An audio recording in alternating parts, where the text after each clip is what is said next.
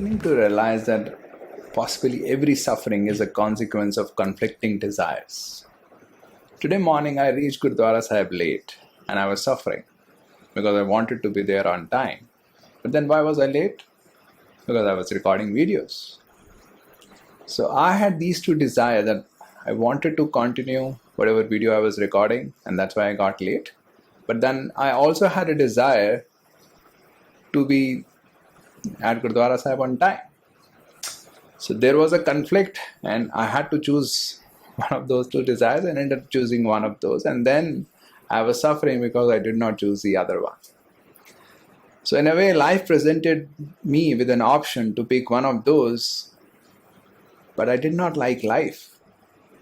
Why? Because I wanted an option to choose both of them together. So in a way, I was not liking life at that moment in time. And I think that is what I was suffering for. In a way, every suffering is a result of my not liking life. Life is presenting me with an option to pick one of these two, but I want both of these, not one of these two. And that's why I'm suffering. As I thought about it, I realized that probably I was suffering also because somewhere in my mind I had made a morally inferior choice. That a morally superior choice would have been to be there at Gurdwara Sahib on time and just ignore the recordings. That would have been morally superior. As I thought about it, I realized that okay, that is also my desire, to make morally superior choices. So there was a conflict again. I wanted to be a person who makes morally superior choices, and according to me, morally superior choice was to be there on time. But then I also had a desire to continue recording my videos.